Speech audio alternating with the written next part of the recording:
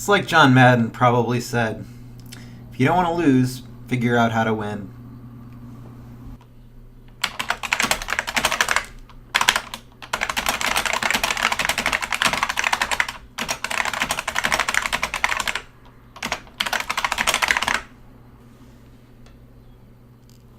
In politics, it's important to think about what your next move is and what your opponent's next move is. Therefore, today I'm going to talk about Donald Trump and his possible strategy for moving past the James Comey story. Next time, I'm going to talk about Democrats and their possible strategy. So, what can Donald Trump do? Well, the argument I'm going to give you is based on the idea that Trump is willing to use any tool at his disposal to get past the James Comey story. Without further ado, Paul the Consultant. Mr. President, your goal is to move past the James Comey story. In order to do that, you have to move media coverage onto any part of your agenda. If you can do that, you win. Mr. President, you talked about shutting down your press shop and not doing press conferences. This is a terrible idea. That's 20 minutes per day that you get to completely dominate the news cycle. You're throwing away a lot of time and a lot of control if you do that. Second, a lot of the stuff that's getting talked about in those press conferences is leaks. You haven't been able to stop the leaks, so do the opposite. Make extra leaks, fake leaks, make leaks that are easily discredited. Most reporters will be able to tell the difference, but they'll still get picked up by some large news outlets. The point is, you want to make leakers into the story about the boy who cried wolf. Alright? Targets heavy spin publications that have a high social media presence and questionable fact checking. Third, don't talk about investigations. If you get asked about them, you want to say that they're a distraction. Say what they're a distraction from, specifically. Point to foreign policy, point to immigration, point to whatever issue you think is going to rally your base. Say why Democrats don't like whatever it is you're working towards. Say that they can't win on that issue, they can't talk about the issue, and so that's why they talk about Russia instead. The point is, you have to change the subject on interviews whatever way you can, and you need to do it fluidly. Fourth, kill your keyword. In the last election, Clinton had one major keyword that was a problem for her, and that keyword was email. Whenever people heard the word email, Hillary Clinton was somewhere in the back of their heads. Your keyword is dangerously close to being Russia. You have to kill that as soon as possible. The only way you can do that is by making the word Russia associate immediately with something else in the back of people's heads. You have to go negative on Russia. Now, this has an added benefit that we'll get to in a minute. The next thing you have to worry about is Congress, specifically Republicans in Congress. You should not unconditionally trust your Republican allies in Congress. That loyalty is conditional.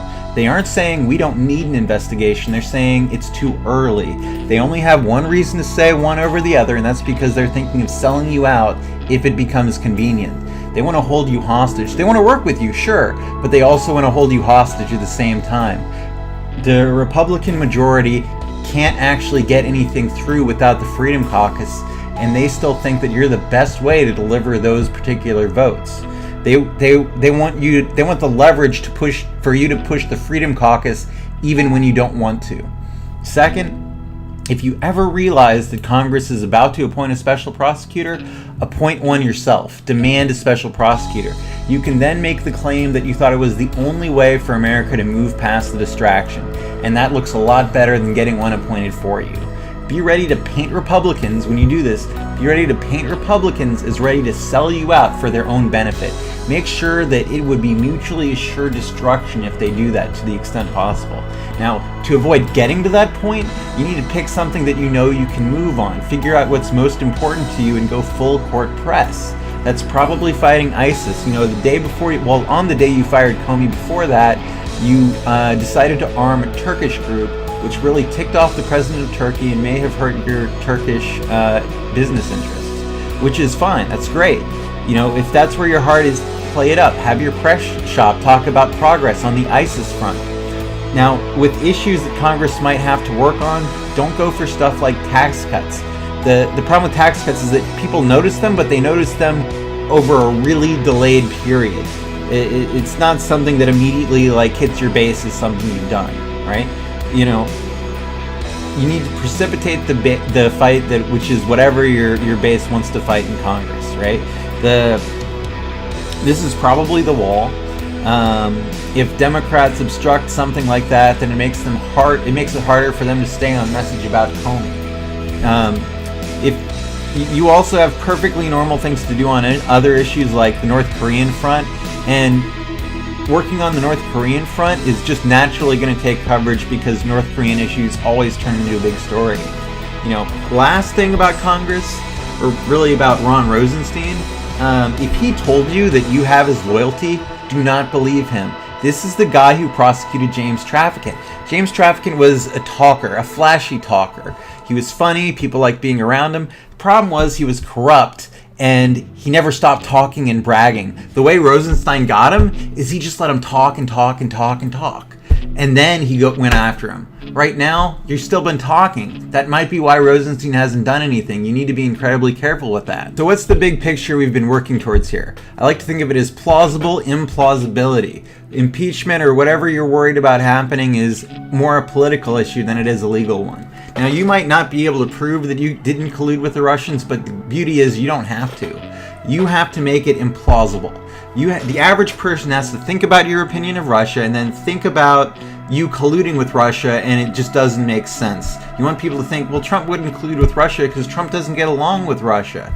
You want people to think that even if you did work with the Russians, you took them for a ride and not the other way around. You need to start bothering Putin.